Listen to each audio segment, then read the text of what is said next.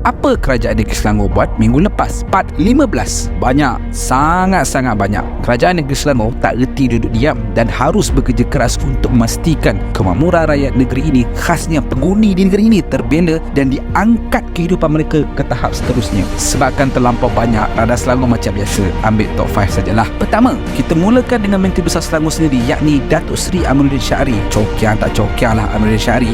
Dari mula dia pegang jawatan Menteri Besar, dia dah masuk G5. Bukti, beliau dan pasukan telah berjaya menarik pelaburan asing dan tempatan berjumlah RM88.88 bilion, meliputi 1,506 projek perkilangan antara 2018 sehingga Jun tahun ini. Bila pelabur dah masuk macam tu punya banyak, ianya berjaya mewujudkan 95,610 potensi peluang pekerjaan. Macam MBS kita bukan jenis salah orang tu, salah orang ni. Dia tak ada masa, kerja terus jalan. Kalau nak kira salahkan orang sana sini, tu bukan tugas dia. Itu kerja orang yang dah kena pilih asyik umum je, tapi satu apa pun tak siap. Mulalah nak divert isu. Alah, dalam poket je tu. Kedua, ada orang terkejut kenapa Selangor tak dapat ditawal selepas diserang bertubi-tubi. Dari mulut kotor kata Sultan Selangor tak pandai pilih Menteri Besar, Melayu dan Islam terancam, tapi kita Selangor tetap memilih dan percaya kepada Aminuddin Shahri. Apa sebabnya? Sebabnya pemimpin negeri ini, khasnya MBS, senantiasa mahu rakyatnya cerdik dan punya minda terbuka. Baru-baru ni MBS dan pasukan telah menganjurkan Selangor International Book Festival, program yang dirasmikan oleh Duli Yang Maha Mulia Sultan kesayangan kita. Punyalah orang Selangor ni suka baca buku dan cerdik-cerdik. Baru 2 hari sahaja kehadiran pengunjung telah mencecah 80,000 orang. Ini antara salah satu sebab kita Selangor tak terima dakyah politik murahan dari influencer yang pernah kalah saman. Ketiga, rakyat Selangor hebat-hebat, berkemampuan dan taat pada perintah agama sebab mampu dan terus reda membayar zakat. Hasil zakat ke mana? Lembaga Zakat Selangor telah meraihkan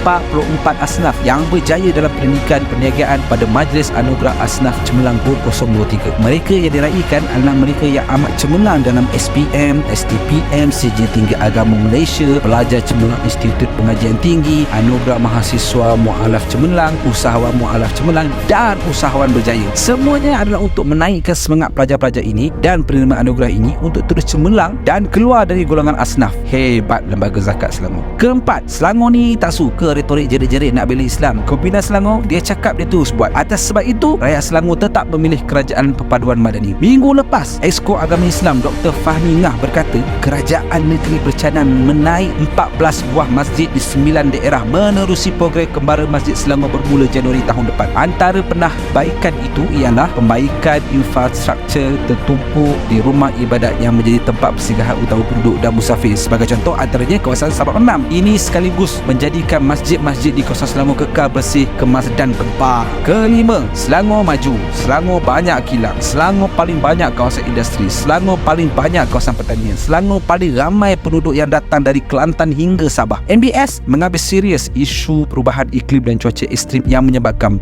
tanah runtuh, selain bahaya baru seperti gelombang haba, peningkatan aras laut dan kehilangan biodiversity. Maka dengan itu, Exco Alam Sekitar memaklumkan Majlis Tindakan Iklim Selangor bakal dinaik taraf sebagai pusat adaptasi perubahan iklim melibatkan kos sebanyak RM800,000. YB Jamanah Jamaluddin menjelaskan pusat berkenaan akan menumpukan 9 set, iaitu sumber air, pertanian, kesihatan, guna tanah, pengurusan sisa dan pengangkutan. Apa fungsi majlis ni? Ianya akan menjadi agensi peneraju pembangunan teknologi hijau, pengurusan pasaran karbon, penilaian cadangan projek swasta berkaitan alam sekitar dan teknologi hijau serta menjalankan pendidikan dan pembangunan. Lengkap. Selangor memang lengkap, dari mencerdikkan rakyat hingga meningkatkan syiar agama dan menjaga alam sekitar. Bagi yang mempertahankan kerajaan ini, wajib untuk anda share jauh-jauh. Yang mula rasa tertipu dengan dakwah politik pihak tertentu, tak mengapa, ada 4 tahun lagi. Jom undi Kerajaan Perpaduan Madani Selangor.